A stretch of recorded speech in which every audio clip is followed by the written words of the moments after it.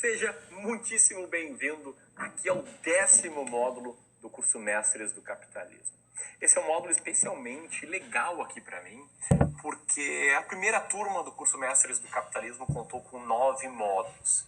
Então, a partir daqui, a gente está num upgrade de conteúdo, numa continuação, num aprofundamento de tudo aquilo que a gente trouxe na primeira turma. Isso é muito legal, né? Desse sentido de evolução.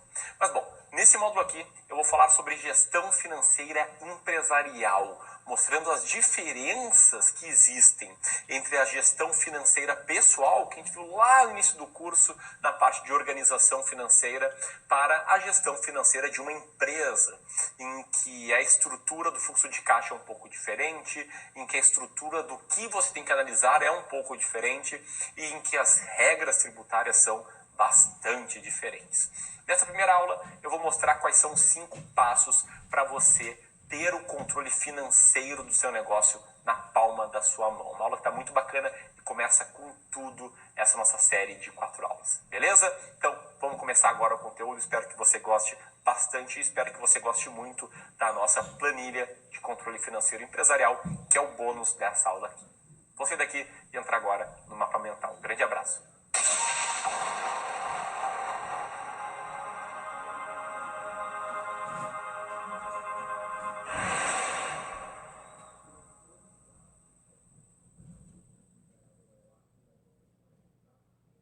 Então vamos lá, vamos entrar aqui no contexto dessa nossa aula inicial sobre gestão financeira empresarial.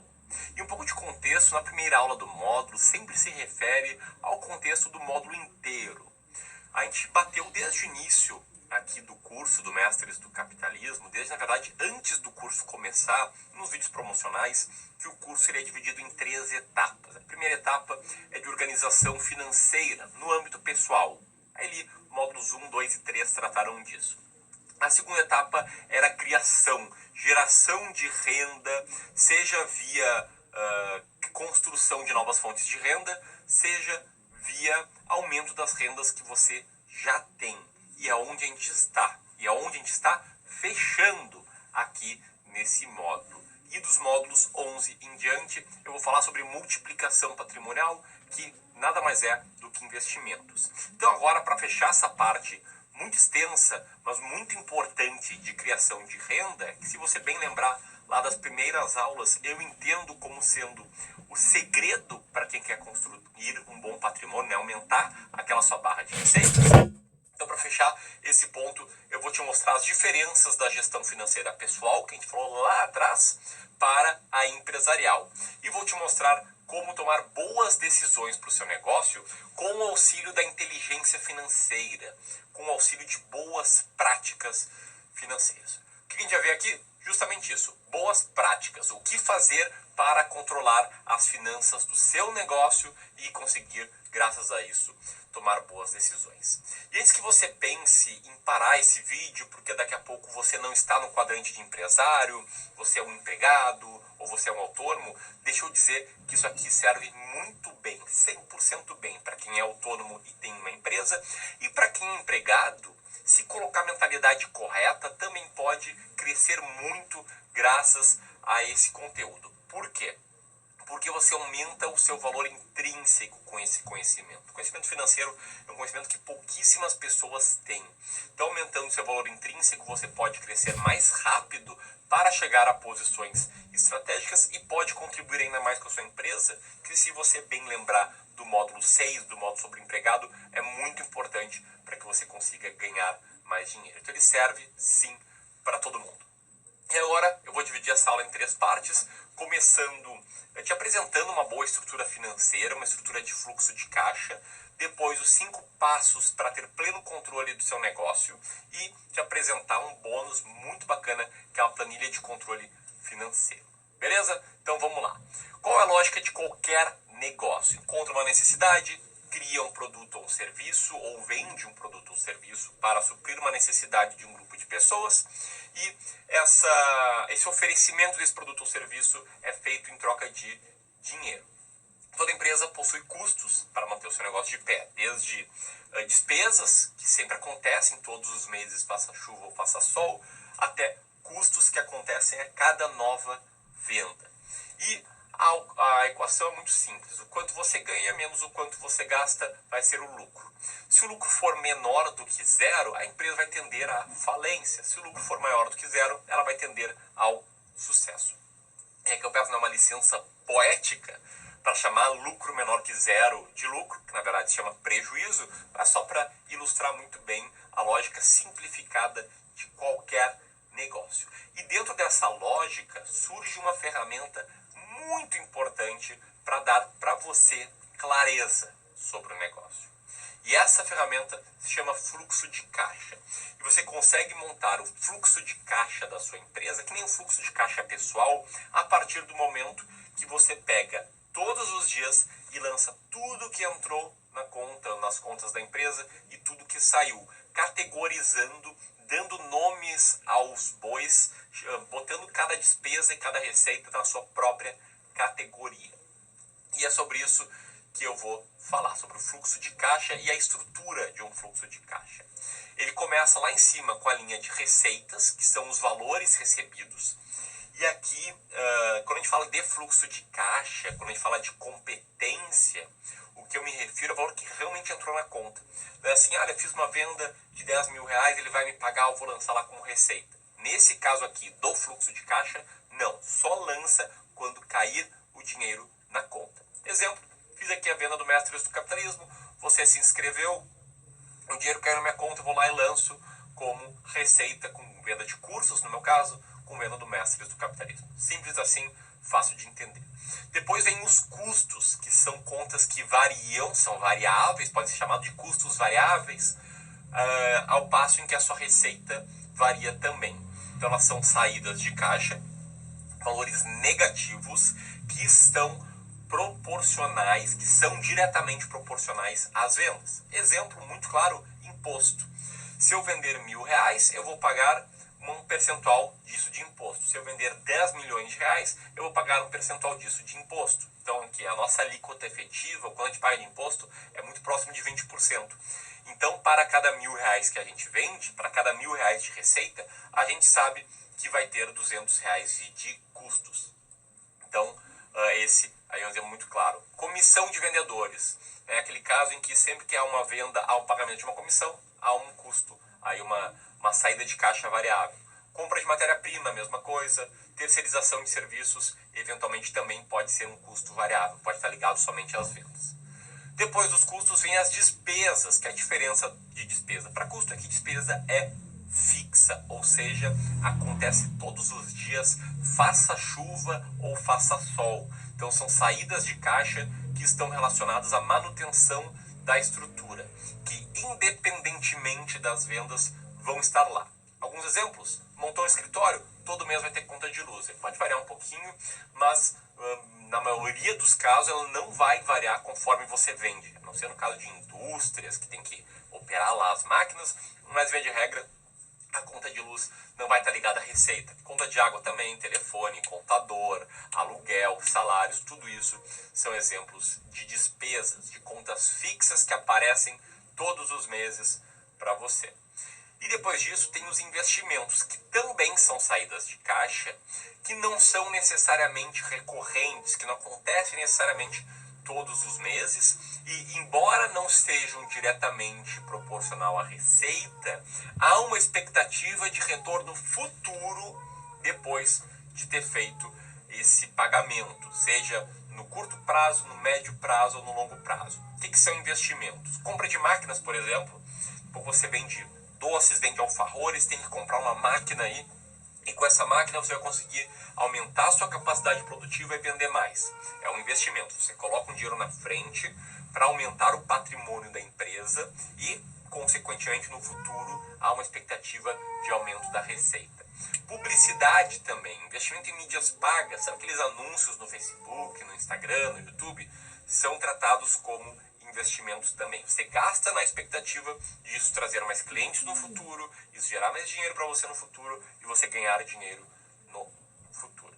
E para fechar, antes da gente chegar no que sobra, tem as movimentações não operacionais, que daí podem ser entradas e podem ser saídas de caixa, e o que elas têm em comum é que elas não têm a ver com a operação da empresa, elas não fazem parte da operação.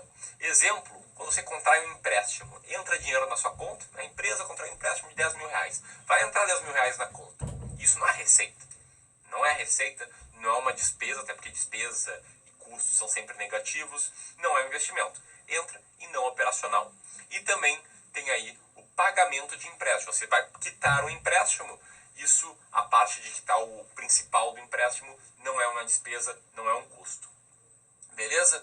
Não está ligado à operação. Daí sobra lá o lucro, o que sobra de tudo, depois de apurado todas as receitas, depois de subtraído todas as despesas. Beleza? Então essa é a estrutura de um fluxo de caixa que eu já vou mostrar melhor na prática. Mas antes disso, quero te mostrar os 5 passos para ter pleno controle financeiro do seu negócio. E o passo número 1 é entender justamente isso que eu te mostrei, mas entender bem, se familiarizar com uma estrutura de fluxo de caixa. O que é isso? É dominar essa estrutura e, mais do que isso, saber interpretar os números, saber olhar para aquela estrutura e, com base nisso, analisar as coisas como elas estão e tomar boas decisões. Por que isso é importante? Porque vai te dar maior conhecimento sobre essa ferramenta e vai facilitar muito a tomada de decisões para o futuro. Então, como é que funciona, né? Eu coloquei aqui em negrito novidades, tá? E não em negrito coisas que eu já mostrei. Então a receita, na verdade, já mostrei. Daí tem os custos, que são variáveis, e o que sobra de receitas menos os custos é chamado de margem de contribuição, ou receita líquida, né? Receita que já está líquida dos custos variáveis. Daí tem lá as contas normais da empresa, as despesas fixas, e o que sobra é o lucro operacional antes dos investimentos, beleza? Daí fez os investimentos e o que sobra é o lucro operacional, que é uma medida muito importante, né? Aquilo que sobrou. E depois do lucro vem as entradas e saídas não operacionais, que resultam no resultado líquido. Aqui a gente muda o nome de lucro para resultado. O resultado mostra exatamente a variação do caixa, tá? Se o resultado foi de 10 mil reais, quer dizer que o caixa do início do mês estava 10 mil reais menor do que o caixa do final do mês. Então é muito importante entender essa estrutura. Passo 2, estruturar um plano de contas. O que é um plano de contas? Um plano de contas é você saber listar todas as contas gerenciais da empresa, seja de receitas, seja de custos, seja de despesas, seja de investimentos. Ou seja, tudo que entrar na conta da empresa, você vai ter que categorizar. E uma categoria está lá no plano de contas. Então você vai ter que estipular todas elas e dividir por grupo. Por quê? Para organizar a informação. A informação desorganizada é caos. E organizando a informação, você cria padrão e padroniza toda a entrada e saída da empresa. Então, adapte para a sua vida o plano de contas que eu vou mostrar aqui como bônus dessa aula. Logo, daqui a alguns minutos. Beleza? Passo número 3. Contabilizar toda entrada e saída de dinheiro da empresa. Ou seja, vai ter uma aba na planilha que eu vou te mostrar chamada de livro diário. Assim como tinha lá na planilha de controle financeiro pessoal.